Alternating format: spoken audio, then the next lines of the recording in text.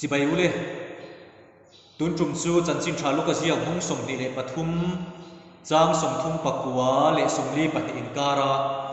isua dinglama an khen be misual chân chính trang hian zirlai zirtur kan nei poi mo hle ke fia chu chu tu na hian kan ron thang chu aka trang sùng thum lệ pakua kan en chuan he isua dinglama misual an khen be hian isua thawang ahawa isua achana isua lamtang ani na chiang takina lantirani isua velama mi in isua hava krista chu ini lovem ni ti in isua ahava isua achu chala amai ro chu isua na chan let ngai lovin ading lama misua lam khen be chuan isua thawang aron hawani he kan tunlai huna hian ringtu inti te zinga ko mitam tak pathian thu te pathian hla te nui za siam na ta na te manga fiam thu tho na tan te manga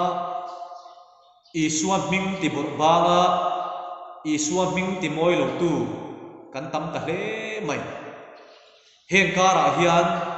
isua thawang hau tu kan om hi va poi mo te lul e isua lam tang kan ni na le isua chan tu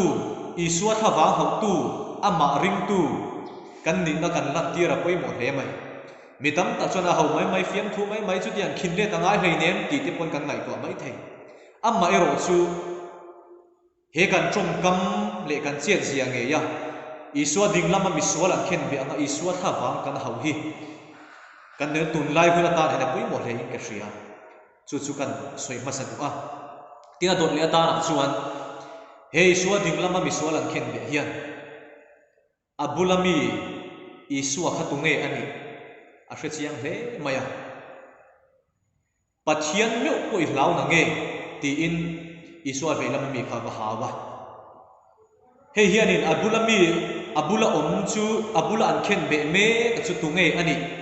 a hriat chian zia ati lang ani pathian me poi hlau na nge ti a isua kha kan hriat angin ko ran hruai tu te sa ko hruai tu te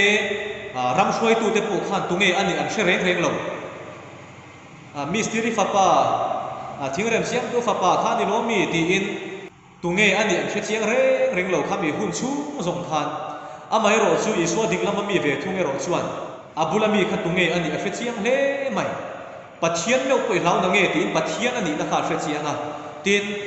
isu irami khen huna mi hre regam che ti in van ram nei tu van ram hruai theng thei tu ani na kha hre chiang e mani tu lai ring tu in ti te zinga hian kan biak pathian po hre chiang lo tunge ani po hre chiang lo rei tak arong bol tu isua ring tu pathian ring tu in ti te zinga po hian kan biak pathian hre chiang lo hi kan lo la tam hle mai lo mo ti min ngai ko ti rani he misual cross a khen be tlak let ni kan ngai po hian isua a hriat chian zia kha a thi ma dar kar rei lo te hun rei lo te a khanin alan ti rani nang le ke hian kan biak kan zui hi kan hre chiang he le tunge ani kan hria e tia dot le kan sei chu lalpa mi hriat ni poimo zia he isua dinglama an khen be chanchina tang hen kan hu ani pathian hre tu pathian thu hre tu kani gani ti me lai hian ama zo thian min hre ve em le ama mi hriat kan ni ve em le ti hi ka ngai tu na lo lang na sa le mai kan pathian chu engkim hre tu alom kan ti mai thei amai ro chan chim thama thai zia bung sari chang som ni le pathuma kan hua pathian hre tak tu nia in ngai lalpa i mingin chu tiang khat tiang chu kan ti ati a pathian hre chiang em tu nia in ngai te kha kan pathian hin lo hre reng reng lo mai nang ni thil sual ti te u ka hre ngai lo ba chiu kan ne na ta kal bo ro ti na lo chang ani chu tiang chi chuan he isua dinglama an khen be ko hian ama ina isuang a hriat na ringot kha to lova ama isua ina arum hriat let ve na kha apoi mo zia a hre chiang ani chu wangin isu irami thlen na mi hre an che ti in isua mi hriat lalpa mi hriat ni na kha a be seya ange na adil ani chu wangin he kan mi hring hriat na kan thuak hriat na kan ril rui na kan hriat na ringot thi chu kan nuk cha rola to mai tur ani isua dinglama an khen be ko kha ama ina isua hriat na kha chu cross a khan reilo te nuwa ato panga anuk cha rolin isua hriat na kha chu atop don chu wang chuan isua zo kin arum hriat let ni na kha dil hlap mai ni chu chuan lalpa mi hriat ni poimu zia ati chiang le in ka hria nang le ke po tu huna hian pathian hre tu pathian ring tu Krista zui tu kanin ti mek lai hian pathian betu pathian hung betu kanin ti mek lai hian min belet ve ngai ibyak thina khana belet ve ngai che hrian nia in hriat khan aron hre ve che he kan mi hring hriat na hi chu chuan tur eng ma om lo he kan thuak hriat na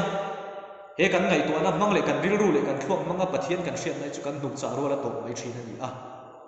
ni khata dar kar som di pali chung po hian pathian hre reng reng lo va hun man hi kan nga em mai ni chu wang chuan tu huna hian ke ma ni lama tanga hriat na ringo thia to lova ama min hriat let ve na hi apoi mo lai ber chu ni chu wang unau du tak tu huna hian lalpa mi hriat ni hi apoi mo ber ani van ram min choi thleng tu tu ani awangin nang ni thil sol ti tu ka hrengai lo ba cheu ti amin lo nar mai hi a om le mai chu wang lalpa mi hriat ni poi mo zia hre chungin a hne na dirina isu irami thlen na mi hre reng che tia isu dinglama an khen be ina angen na khan lalpa mi hriat ni hlu zia hi vini i hre thar le an u lalpan bal som theu cheu ro se